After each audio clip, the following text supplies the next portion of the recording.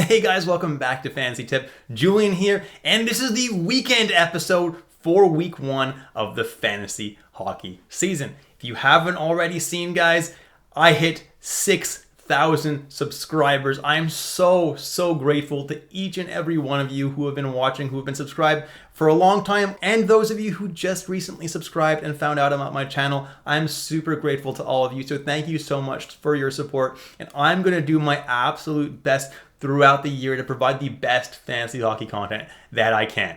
Now this video, guys, if you are new to the channel, is a video where I kind of break down what teams are playing this weekend. So I look at what teams are playing Friday, Saturday, Friday, Sunday, and then Saturday, Sunday. And then you look at in your lineup to where you can actually fit players. If it's, Friday, Saturday, okay, you go to the Friday, Saturday section of my video and you pick out a player from there. I have them ranked in order of where I would pick them. And that's how you kind of add guys to help you where you're needed for the weekend to really help you try to win the week. If you're in a categories league, near the end of the video, I break down guys you can add to help you win specific categories. So you're definitely going to want to tune in for that. And if you want to just skip ahead to that, you can do that as well. I break down the videos. Just check out the timestamps. Now, as you can see, guys, the weekend one schedule, Friday there's only 2 games, Saturday there's 14, and Sunday there's 2. So it looks like you might want to be focusing on Friday and Sunday games. But as you can see, guys, there are no teams that play both Friday and Sunday. So what you could do is stream a guy for Friday, and if you have another move, stream another guy for Sunday,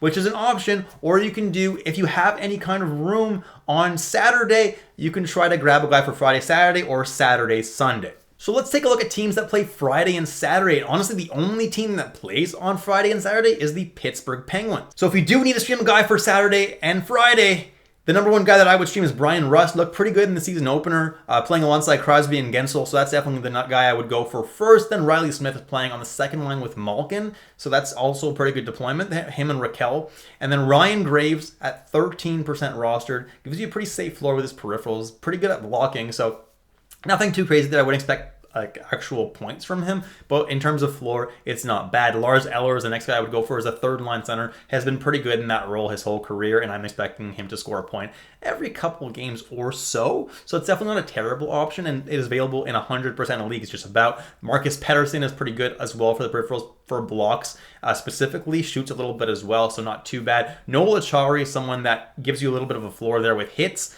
and then potentially scores a point every now and then as well, but he is playing fourth line, so don't expect points too often. And then Pierre-Olivier Joseph is playing second power play for Pittsburgh alongside Chris Letang, so he's also an option as well in theory. But I wouldn't go for Pierre-Olivier Joseph, honestly. I would honestly just stream a guy for Friday. Even if you can't make another move for Sunday, probably a much better player to stream for Friday would be a better move than to take Pierre-Olivier Joseph. Now, if you want to stream someone for Saturday and Sunday, there are actually 4 teams that play both Saturday and Sunday. They're actually the only 4 teams that play Sunday. So if you're looking for a Sunday streamer, you could also check out this section of the video.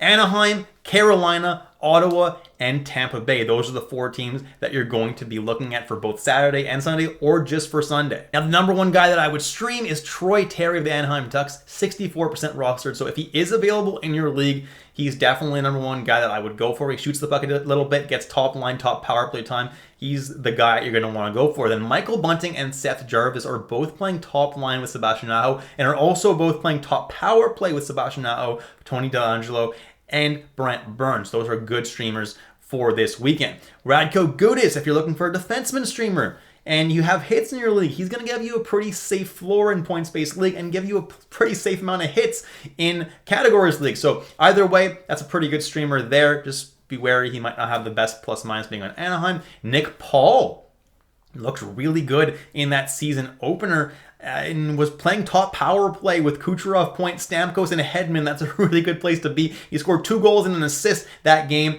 Yeah, he's someone that I like for streaming this weekend for sure. Adam Henrique and Mason McTavish are playing in the top 6 in Anaheim and could be good streamers as well. Henrique is playing top line and top power play, so I have him as a little bit of an edge there. Anthony Cirelli of the Tampa Bay Lightning is playing second line time, and he's not getting power play time, which is why he's lower than Nick Paul, but definitely still not a bad streamer for the weekend. Frank Vatrano is someone who's getting second line time in Anaheim with McTavish and Strome.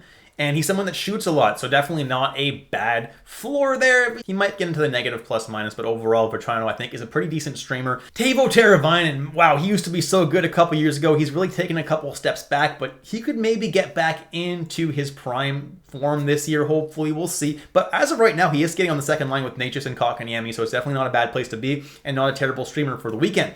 Jake Sanderson, Ottawa Senators defenseman.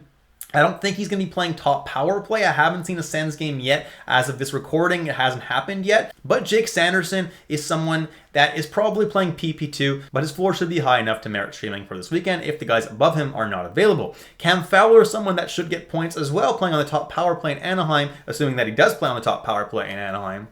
But his peripherals are not really that great. So if you're looking specifically for points, Fowler is actually a pretty decent option.